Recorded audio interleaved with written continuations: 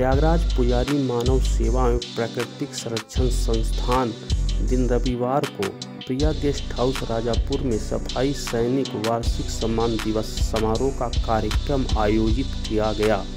इस कार्यक्रम के मुख्य अतिथि फूलपुर के सांसद प्रवीण पटेल एवं प्रयागराज के महापौर उमेश चंद गणेश केसरवानी, विधायक हर्षवर्धन वाजपेयी सहरुत्तरी रहे। वरिष्ठ वैज्ञानिक डॉक्टर कुमुद दुबे, पार्षद भास्कर पटेल, राजापुर व्यापार मंडल के अध्यक्ष संजय गुप्ता, वरिष्ठ व्यापारी मुकेश जायसवाल, मोहित गुप्ता मौजूद रहे। सफाई सैनिकों को संस्थान के अध्यक्ष केपी मिश्रा, मनोज एवं माननीय संसद के साथ सभी अतिथियों ने मिलकर फूल माला अंगवस्त्र पहनाते हुए उपहार देकर सम्मानित किया। इसी कड़ी में प्रतिभावान छात्रों को भी प्रशस्ति पत्र एवं उपहार भेंट किया गया। समाज में उत्कृष्ट कार्य करने वाले संस्थाएं एवं व्यक्तियों को भी जिन्होंने समाज में अच्छा कार्य किया है उनको भी सम्मानित किया गया।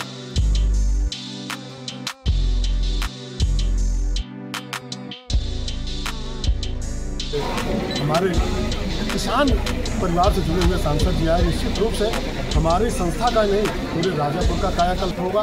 एक मेरी सोच ये भी है कि सांसद जी से आपके माध्यम से भी अनुरोध करूंगा कि इस राजापुर के लिए विशेष पैकेज दिया जाए। हो सकता है मैं अपनी बात ना कह पाऊँ दोबारा, लेकिन मेरे राजापुर के लिए बहुत आवश्यकता है राजापुर के विकास की। और हमारी ये संस्था 3 विषयों पर कार्य करती है। मानव सेवा के क्षेत्र में हमारा निरंतर कार्य चलता रहता है। पिछले 31 दिसंबर से लगातार कंबल वितरण का कार्य चल रहा है, जो कि बहुत सारे गरीब लोग जो बाहर से आए हुए हैं उनके घर में बिस्तर नहीं, मैंने खुद देखा।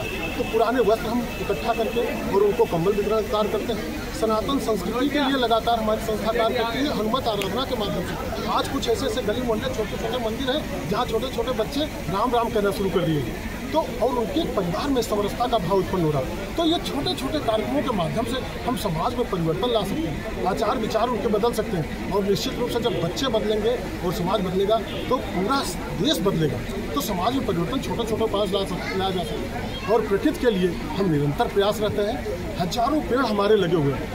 पूरे जुलाई से हमारा वृक्षारोपण शुरू होता है, अक्टूबर नवंबर तक चलता रहता है। कई ऐसे विद्यालय प्रांगण रहे, फूलपुर के क्षेत्र में भी आपका एक विद्यालय था जिसमें हमने पूरा वृक्षारोपण किया और बहुत अच्छा संदेश दिया। तो वृक्षारोपण के लिए, पर्यावरण के लिए, मानव सेवा के लिए, सनातन संस्कृति के लिए कृत संकल्प है। जहाँ हमारी जो जरूरत पड़े हम पूर्ण रूप से समर्पण भाव से, निस्वार्थ भाव से। सर अपना परिचय बता दीजिए।